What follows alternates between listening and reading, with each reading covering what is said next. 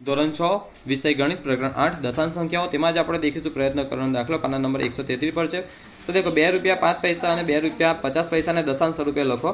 તો આપણે પહેલા કરો તો દશાંશ સ્વરૂપે કેમનું લખાય તો સિમ્પલ ભાષામાં આપણે પહેલા 2 રૂપિયા 5 પૈસાને લખતા શીખીશું। જો હવે આપણને ખબર હોય કે 2 રૂપિયા છે તો સિમ્પલ ભાષામાં 2 રૂપિયાના રૂપિયા લેવાના છે, બરાબર ને? એટલે 2 રૂપિયા તો આપણે 2 લખી દઈશું, કેટલા પોઈન્ટ 2 કેટલા લખી દઈશું પોઈન્ટ। આ 2 પોઈન્ટ લખીશું અને 2 પોઈન્ટ શું લખીશું 0, 2 પોઈન્ટ શું લખીશું 0। હવે 5 પૈસા છે ને 5 પૈસા તે તમારે રૂપિયામાં ફેરવવાના, શા ફેરવવાના છે? રૂપિયામાં ફેરવવાના છે। તો ધ્યાન આપો, જો આપણને ખબર હોય છોકરાઓ ચોક્કસ કે 1 રૂપિયો બરાબર કેટલા પૈસા? ધ્યાન નહીં, 1 રૂપિયો બરાબર કેટલા પૈસા? 100 પૈસા। કેટલા પૈસા? 100 પૈસા। તો એનો અર્થ આવો થાય 100 પૈસા બરાબર કેટલા રૂપિયા? 1 રૂપિયો થાય। તો હવે દેખો છોકરાઓ કે 100 પૈસા બરાબર 1 રૂપિયા, તો સિમ્પલ ભાષામાં કેટલા પૈસા છે? 5 પૈસા। તો માટે 5 પૈસા બરાબર કેટલા રૂપિયા? આનું શું થાય? ગુણાકાર, આનું ભાગાકાર।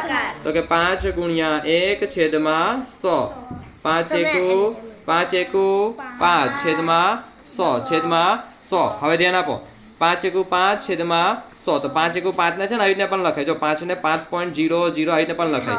તો હવે આ 0 અહીં છે, આની આગળ બી 0 આપણે મૂકી દઈએ, બરાબર? આ 0 અહીં છે, અહીં કેટલી સંખ્યા છે?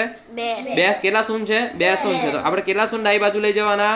2 શૂન્ય। તો એક અહીં ને બીજું અહીં, એટલે આવશે છે 0.50 લખો તો 0.05 જવાબ આવશે, 0.05। કેમ કે આની આગળ કશું નથી, 0 હોય ને ભાઈ, એટલે અહીં પોઈન્ટ આવશે એટલે 0.05 આપણે લખવાનું થશે, 0.05 લખવાનું થશે। તો 0.05। હવે ધ્યાન આપો, આ કેટલા રૂપિયા છે? 2 રૂપિયા। ધ્યાન નહીં, 2 રૂપિયા એ 2.0 રીતે લખીએ આપણે, ધ્યાન નહીં 2.0 રીતે લખીએ।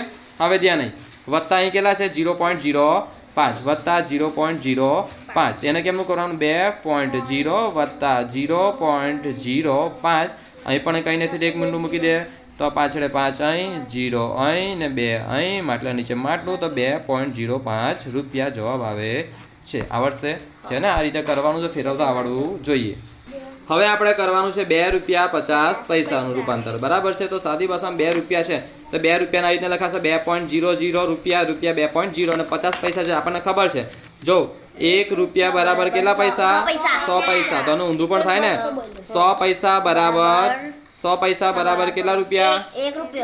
100 પૈસા બરાબર 1 રૂપિયો।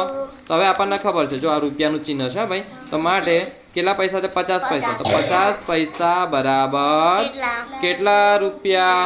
હવે આનું ગુણાકાર, તો 50 ગુણ્યા 1 છેદમાં 100, તો 50 એકુ 50 છેદમાં 100, શૂન્ય ગયું। તો સિમ્પલ ભાષામાં હા 0.5। કેમ 0.5? કેમ કે આ 5 છે ને, 5 ને આ રીતે પણ લખાય 5.0, એટલે છેદમાં 1 શૂન્ય છે, તો આ શૂન્ય છે, આ ડાબી બાજુ આ પોઈન્ટ છે તો ડાબી બાજુ જશે, તો કે આ બાજુ આવશે ને અહીં આગળ સિમ્પલ ભાષામાં અહીં આગળ શૂન્ય હોય તો 0.5 જવાબ આવશે। તો કેટલો જવાબ આવશે? 0.5 રૂપિયા। હવે જો આપણી પાસે 2.00 રૂપિયા છે તો 2.00 વત્તા 0.5, 0 પોઈન્ટ કેટલા? 5, તો આ શૂન્ય મૂક્યું, આ 5 અહીં આવ્યા, પોઈન્ટ નીચે પોઈન્ટ નહીં 2, તો 2.50 રૂપિયા। કેટલા રૂપિયા? 2.50 રૂપિયા। હવે ધ્યાન નહીં, 20 રૂપિયા 7 પૈસા। હવે 20 રૂપિયા 7 પૈસા છે, તો 20 રૂપિયા તો સામાન્ય ભાષામાં 20.0 લખી દેવાનું આપણે, 0. હવે આપણને ખબર 100 પૈસા બરાબર કેટલા રૂપિયા? ડાયરેક્ટ લખીએ, 100 પૈસા બરાબર 1 રૂપિયા। તો સાદી ભાષામાં 7 પૈસા માટે 7 પૈસા બરાબર કેટલા રૂપિયા? ગણતરી કરી નાખવાની। ચાલો આનું શું થાય? ગુણાકાર, 7 એકુ 7 છેદમાં 100, તો 7 ના છેદમાં 100, તો કેટલા પોઈન્ટ કાપવાના? 2, તો 0.07। તો હવે ધ્યાન નહીં, 20 પોઈન્ટ છે, 20.00 વત્તા કેટલા કરવાના છે? 0.07। ચાલો તો સાદી ભાષામાં અહીં પણ એક 0 આવશે, અહીં 7 આવશે, 0 આવશે, માટલા નીચે માટલું, અહીં 0 નહીં 2, તો 20.07 જવાબ આવે। કેટલો? 2.07 નહીં પણ 20.07 જવાબ આવે। હવે છે 21 રૂપિયા 75 પૈસા, તો પહેલા 21 રૂપિયાના આવીને લખવાનું 21.00 રૂપિયા। 75 પૈસા આપણને ખબર 100 પૈસા બરાબર કેટલા રૂપિયા? 1 રૂપિયો। તો એનો અર્થ આવો થાય 75 પૈસા માટે 75 પૈસા બરાબર કેટલા રૂપિયા? આનું શું થાય? ગુણાકાર, તો 75 એકુ 75 છેદમાં 100, 75 એકુ 75 છેદમાં 100, તો આવશે 2 શૂન્ય છે તો 2 પોઈન્ટ કાપવાના, 0.75 રૂપિયા। હવે આપણી પાસે 21.00 રૂપિયા વત્તા છે 0.75 રૂપિયા, તો 0.55 0.77 માટલા નીચે માટલું 101 ને 2, તો આવશે 21.